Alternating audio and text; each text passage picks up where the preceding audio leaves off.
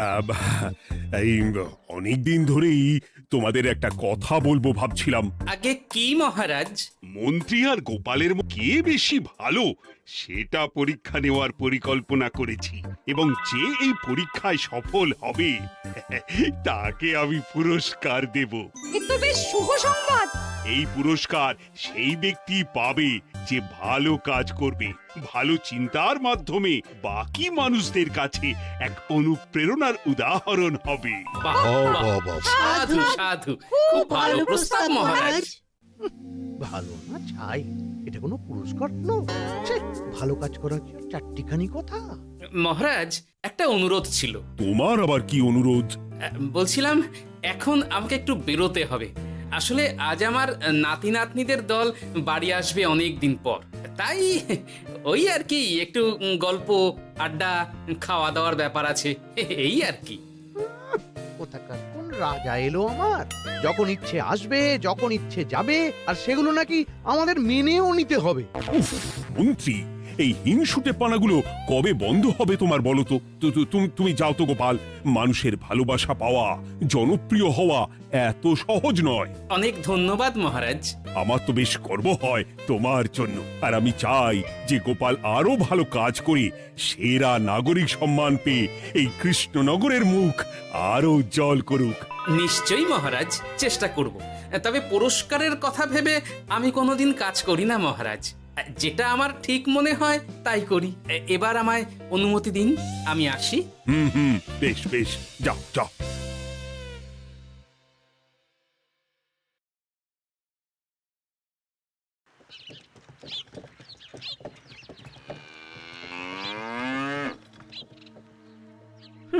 সেরা নাগরিক সম্মান সেটাও নাকি পাবে ওই গোপাল। বাবা, মহারাজের কি আদিক্ষেতা গোপালের প্রতি, দেখেও গা জ্বলে যায়। ও কি একাই আছে নাকি যে বেশি জনপ্রিয়?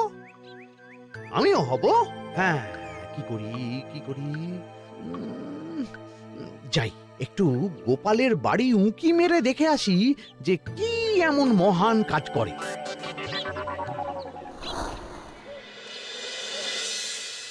ও দিদা, শরবতটা দারুণ হয়েছে গো। হ্যাঁ, প্রাণটা জুড়িয়ে গেল। আর একটু খাবি নাকি তোরা?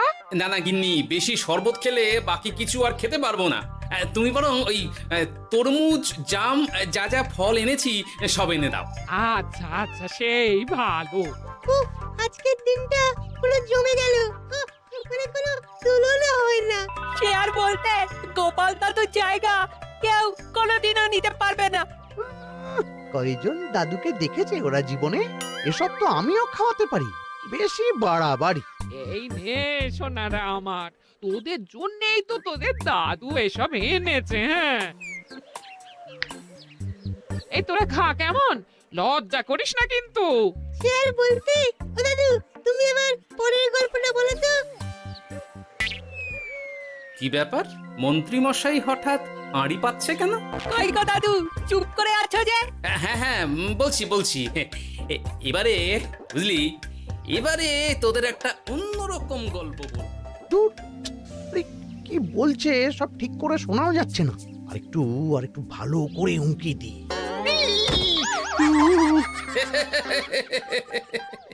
কি মন্ত্রী মশাই, ধরা পড়ে গেলেন তো? ওই জন্যই বলে অতি কৌতূহল ভালো নয়। কিসের কিসের কৌতূহল শুনি? কিসের কৌতূহল? তুমি কি ভাবছিলে যে আমি আড়ি পাচ্ছিলাম? মোটেই না, মোটেই না। আমি একটা দরকারি জিনিস খুঁজতে খুঁজতে ভুল করে চলে এসেছি এখানে। হ্যাঁ, আপনি কত ধরনের ভুল করতে পারেন সেসব আমার জানা আছে মন্ত্রী মশাই। এখন আমি সব আপোষ করে নিচ্ছি। এরপর এমন হবে যে লোকে তোমাকে পাপোশ করেও পুজবে না। না, কেমন যেন ঠেস মেরে কথাগুলো বলে গেলে মনে হচ্ছে। মন্ত্রী মশাই অমন করে রেগে গেলেন কেন গোপাল দাদু? আমিও তো সেটাই ভাবছি রে। যাকে সেসব বাদ দে, নে আমরা বরং গল্পে ফিরি। সেই ভালো।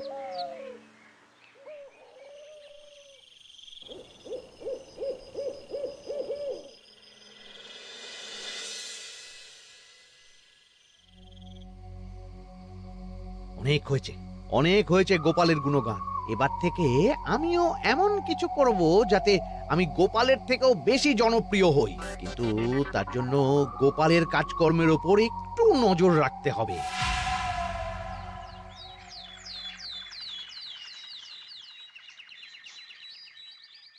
শোন বটাঘটা, কয়েকদিন তোদের গোপালের ওপর পুরো নজর রাখতে হবে। গোপাল কিভাবে কি করছে, কেমন করে করছে, সব এসে আমাকে জানাবি তোরা। আচ্ছা মন্ত্রীমশাই, চিন্তা করবেন না। একেবারে গোপালের দিন পঞ্জিকা বানিয়ে দেব আপনাকে।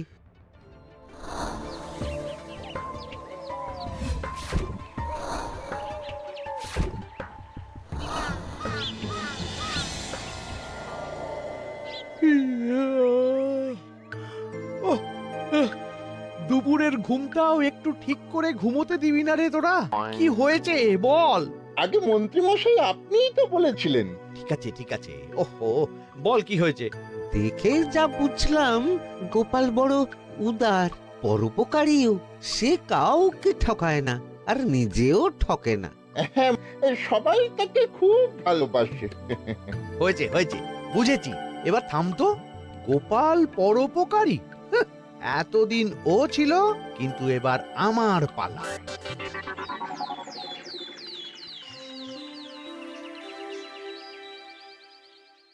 মহারাজ, আমার একটা কাজ আছে, তাই আজ একটু তাড়াতাড়ি বেরোতে হবে। দয়া করে অনুমতি দিন। তোমার আবার আজ কি কাজ আছে? কেন মহারাজ, আমার কি কোনো নিজের কাজ থাকতে পারে না? আপনার যদি আমার উপর কোনো সন্দেহ থাকে, তাহলে আপনি নজর রাখতে পারেন। আহা মন্ত্রী, আমি কি সে কথা বলেছি একবারও? তাহলে এটা যদি গোপাল বলতো, তাহলে কি আপনি ওকে এত প্রশ্ন করতেন? এর মধ্যে আবার আমি আসছি কোথা থেকে? দেখছেন তো মহারাজ, কেমন আগ বাড়িয়ে ঝগড়া করতে আসে। ওহো, ঠিক আছে মন্ত্রী, তুমি যাও। ও কি, আবার কি হলো? প্রণাম করছো কেন? ভালো কাজ শুরু করার আগে আপনার আশীর্বাদ নিয়ে নিলাম মহারাজ।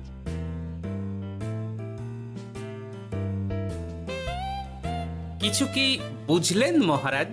না, কি ব্যাপার বলো তো? কি সব ভালো কাজ শুরু করার কথা বললো শুধু? সেটাই তো, থেকে থেকে কি যে হয় বুঝি না।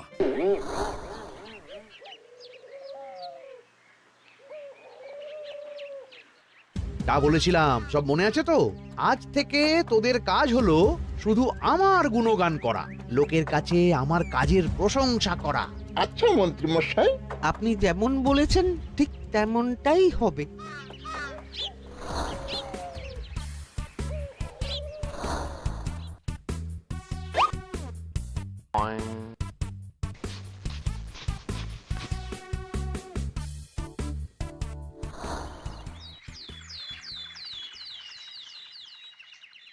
সত্যি কথা, মন্ত্রী মশাইয়ের মতো আর ভালো মানুষ হয় না। ওনার মন অনেক বড়। সে আর বলতে। বরাবরই তো খুব বড় মাপের মানুষ। আরে আরে গোপাল দাদা, আরে কোথায় চললে? এই রাজসভায়। ও মা, তাহলে তো তোমার সাথে মন্ত্রী মশাইয়েরও দেখা হবে। হবে বই কি? বাহ বাহ বাহ বাহ, তাহলে তুমি একটু ওনাকে আমার গিন্নির তরফ থেকে ধন্যবাদ জানিয়ে দিও। গতকাল উনি আমাদের অনেক সাহায্য করেছিলেন কি না? সাহায্য? মন্ত্রী মশাই? আচ্ছা, ঠিক আছে।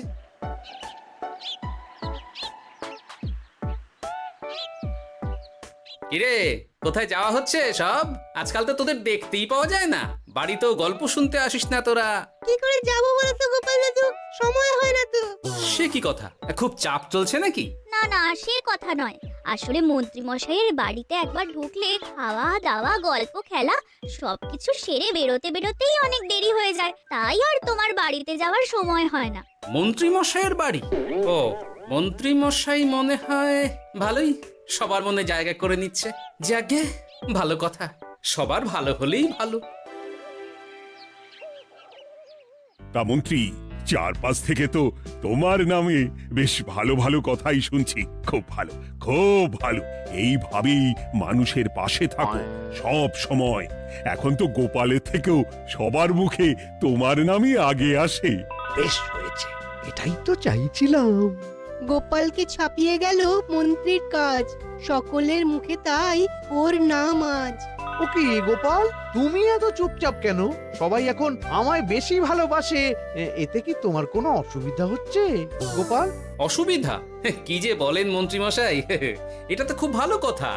তবে কি বলুন তো, মানুষ যত তাড়াতাড়ি মাথায় তোলে, কিছু হলে ঠিক তত তাড়াতাড়ি মাথা থেকে নামিয়ে দেয়। মানে কি বলতে চাইছো?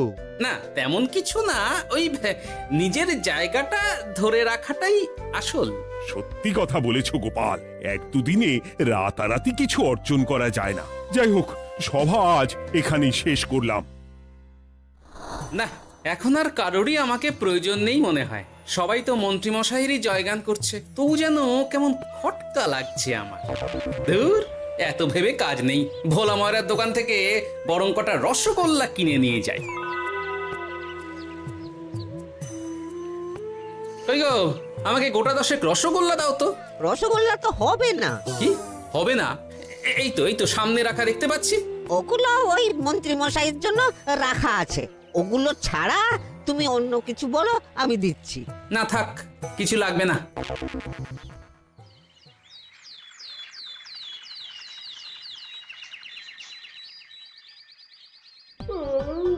ও কি গো, বলি কত বেলা হয়ে গেল, তুমি এখনো রাজসভায় গেলে না? কদিন ধরে দেখছি কিছু হয়েছে, আর তোমার রাজসভায় বলি যেতে ইচ্ছে করে না বুঝি? না না, সেরকম কোনো ব্যাপার নয় গিন্নি। আমি দেরি করে যাই কি তাড়াতাড়ি, কোনো কিছু তো আর কারো জন্য থেমে থাকে না, বলো গিন্নি? মন্ত্রী মশাই তো আছেন, তাহলেই চলবে। এ আবার কেমন কথা? কিছু না, আমি বেরোলাম।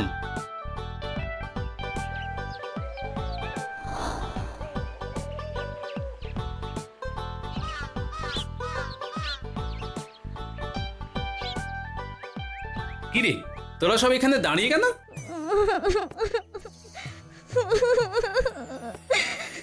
আমরা সব পরীক্ষায় শূন্য পেয়েছি, তাই আমাদের শাস্তি দিয়েছে।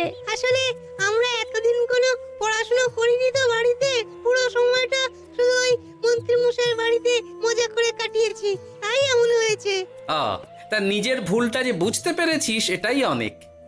এই কারণেই বলে নিজের কাজ নিজেকেই করতে হয়, বুঝলি? এরপর মন দিয়ে পড়াশোনা করবি, সব ঠিক হয়ে যাবে।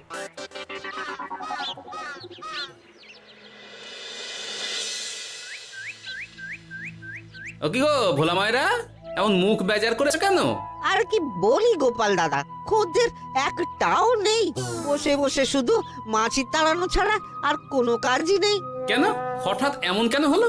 ওই মন্ত্রী মশাইয়ের জন্য উপকার করে দেওয়ার নাম করে আমাকে দুধ থেকে ছানা মেখে দেওয়ার কথা বলেছিল।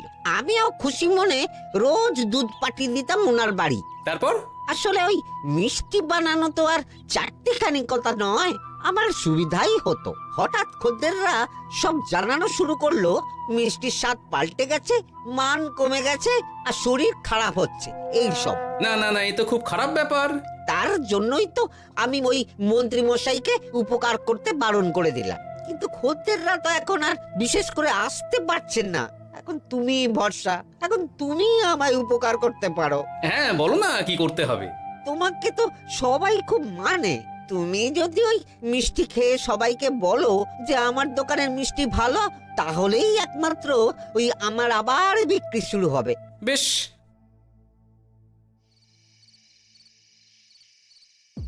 শোনো শোনো, তোমাকে না একটা কথা বলার আছে। কি কথা? তুমি ভালো মানুষই করছো, তাতে তোমার লাভ, আমার কি লাভ আছে তাতে? মানে তোমার আবার কি চাই? সোনার গয়না, আমার একটা নতুন সোনার হার চাই। হ্যাঁ, না দিলে কিন্তু আমি চলে যাব। ওই দেখো, আচ্ছা ঠিক আছে ঠিক আছে, দেবো। ও মা, তাই? সত্যি তুমি খুব খুব ভালো। আমি তোমাকে যতটা কিপটে ভাবতাম, তুমি ততটাও কিপটে না। না গিন্নি, তোমার গয়না আমি গড়াবো, কিন্তু খরচ আমি করব না। যাকে বলে মাছের তেলে মাছ ভাজা। সে আবার কি করে সম্ভব? তুমি দেখোই না।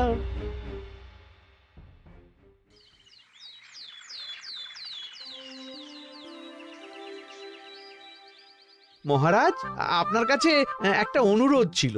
হ্যাঁ বলো না। এই আগামী সপ্তাহে আমি সকলকে বিনামূল্যে বস্ত্র ও খাদ্য সামগ্রী বিতরণ করতে চাই। আর তার জন্য আমার ইচ্ছা যে আপনি সেখানে প্রধান অতিথি হয়ে আসুন। বাহ বাহ বাহ, এ তো ভারী উত্তম প্রস্তাব, নিশ্চয়ই যাব।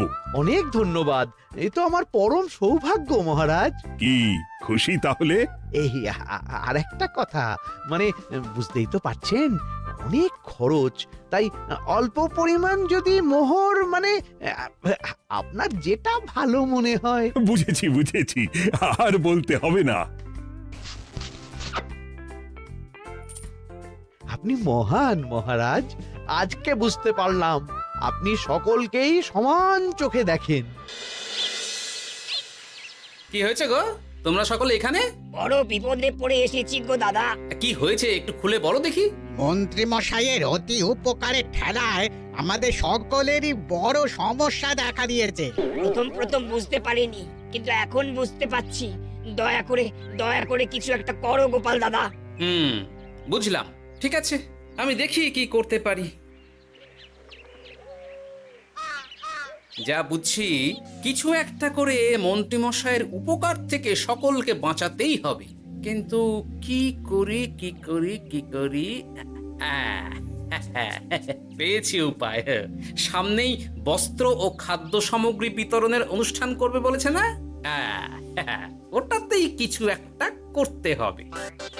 যা বললাম তাহলে বুঝলি তো?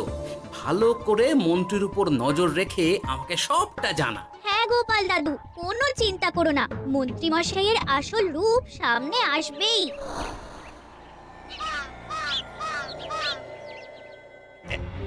এই নে আগাম কিছু মোহর। সামনের অনুষ্ঠানের জন্য সব থেকে খারাপ মানের কাপড় ও আনাজপাতির বায়না দিয়ে আসবি। বাকি যেটুকু দাম থাকে সেটা আমি অনুষ্ঠানের দিন দিয়ে দেবো। আচ্ছা মন্ত্রী মশাই। মন্ত্রী মশাইয়ের চালাকিটা একবার দেখলি? বিতরণের নাম করে সব খারাপ জিনিসগুলো বিতরণ করার তালে আছে। খুব ভালো কাজ করেছিস। এখন বরং তোরা যা, আমাকে একটু বেরোতে হবে, বুঝলি? আচ্ছা দাদু।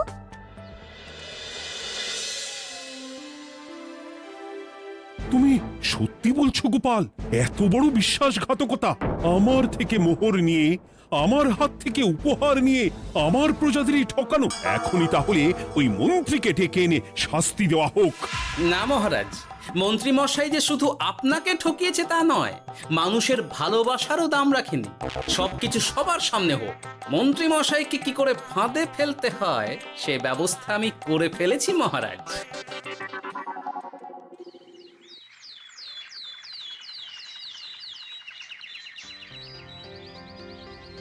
যাক বাবা, এই সুযোগে প্রচুর মোহর হাতে চলে এলো। এমনিও আমার চিন্তার কোনো ব্যাপার নেই, সব জিনিস তো মহারাজের হাত দিয়ে বিতরণ করা হবে, তাই খারাপ হলেও সবাই ভাববে মহারাজ দিয়েছে। শোন, এবার তোরা গিয়ে মন্ত্রীকে ওখান থেকে সরিয়ে আন, ততক্ষণে আমি আমার কাজটা মিটিয়ে নিই।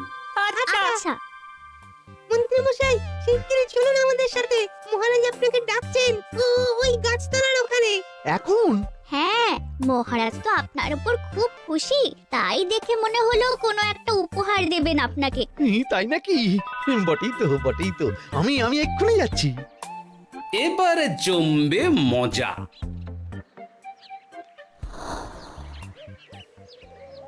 কই দেখি, কেউ তো কোথাও নেই। আমাকে যে বললো মহারাজ ডাকছেন, ধুর, আমি বরং মঞ্চেই ফিরে যাই।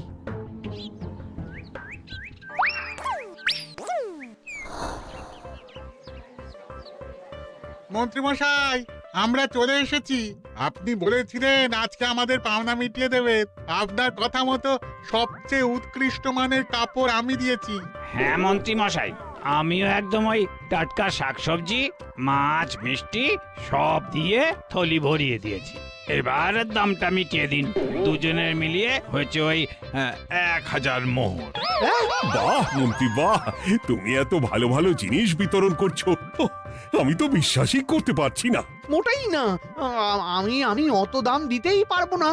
আমি তো ভালো জিনিস দিতে বলিনি, আমি বলেছিলাম সব থেকে খারাপ জিনিসগুলো দিতে। কি বললেন মন্ত্রী মশাই? এই রে, এই ধরা পড়ে গেলাম মনে হয়। তোমার এত বড় সাহস! তুমি আমার রাজ্যে থেকে এইভাবে মানুষকে ঠকাবে? আমায় ক্ষমা করে দিন মহারাজ, আমি ইচ্ছা করে এমন করিনি। আর আমি কোনো কথা শুনতে চাই না। উপকারের নাম করে তুমি আমার প্রজাদের যা অপকার করেছো সব আমি জানি। তোমাকে শাস্তি পেতেই হবে। প্রহরী, বন্দি করো মন্ত্রীকে। মহারাজ, আর হবে না, আর হবে না মহারাজ, আর হবে না। ওই জন্যই বলে যেমন কর্ম তেমন ফল।